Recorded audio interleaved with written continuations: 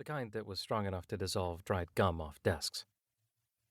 Using grease paint from his makeup kit, Holden had drawn a smiley face on one of the bottles and started using it as a wig stand. Unfortunately, the school janitors still used this closet during the daytime, because when Holden arrived at half-hour tonight, there was a note taped to it that read, "Please clean, not a toy." Holden's sparkly wig now hung on a mop pole instead. Being the only male, Holden couldn't dress with the other fairies, so he was stuck with a makeshift dressing room inside a janitor's closet. That meant he was also closest to the cafetorium that doubled as a stage. Laughter and congratulations filled the lobby just outside his door. The closet didn't lock from the inside, so Holden changed into his street clothes as fast as he could, making sure to keep his back to the door. Not that anyone would get curious about a janitor's closet, but still. Holden could just picture that door accidentally opening onto a crowded room full of teenagers and their parents, and him standing there in his boxer briefs and eyeshadow. It would be a Holden moment to remember. He nearly tripped over his own legs as he yanked his jeans on, but it was even harder getting off his glittery stage makeup. The only water in the closet came out of a slop sink, and Holden didn't trust the brownish liquid that sputtered from that faucet, so he did the best he could with wet wipes and a handheld mirror. The glitter had gotten everywhere, and the eyeshadow made him look like a raccoon. His fairy tights had given him jock itch. I should take a picture of all this crap, he thought. Start a Tumblr called, "What's the Stupidest Thing You've Done for Love?"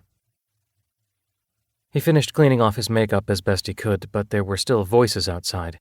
People sure were taking their time high-fiving one another. To pass the minutes, Holden used the grease paint to doodle on a few more bottles of cleaner. At first he kept the smiley face theme, but then he switched to really pissed-off faces. After all, how would you feel if you were a bottle of industrial-strength gum dissolver? He hid these ones way back in the back of the crates. Maybe one day they'd give someone a laugh. He ignored the lone card on his makeshift dressing table.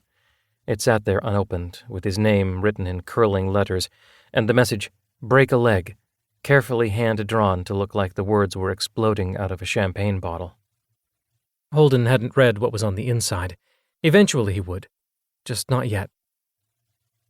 In time, the commotion outside his door died down, and Holden grabbed his backpack. 3 new texts on his phone, all from the same person, but he didn't read them. Time for that later.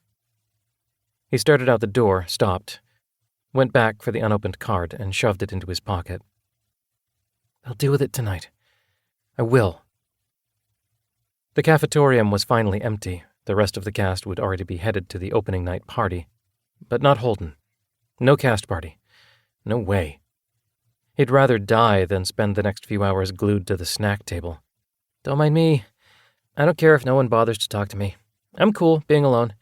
Just me and the onion dip, yo. He couldn't go home yet anyway. Not straight away. There were still the unanswered texts on his phone, the unopened card in his backpack. His phone buzzed in his pocket. Shit. He couldn't put it off any longer. I'll stop by on the way home. We'll talk, make it quick. Like pulling off a Band-Aid, right? Right.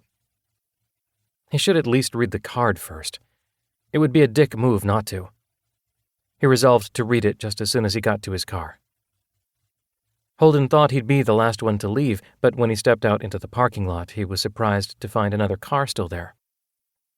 By the light of the street lamps, he recognized the Darwin Fish with Legs sticker on the back bumper, incongruously sandwiched between stickers for Amnesty International and the Police Officers Association.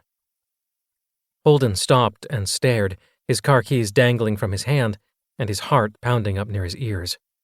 Saya Jackson sat in the driver's seat, her face lit blue by the glow of the phone she held to her ear. She kept turning the key in the ignition, but nothing happened. Holden stood there like a dumb statue, like a bottle with a face painted on it. After a few more tries, she finally gave up and opened the car door. That's when she spotted Holden standing there in the shadows. "Wait, stay on with me for a minute," she said into the phone. "There's some guy standing here watching me." Some guy? Of course.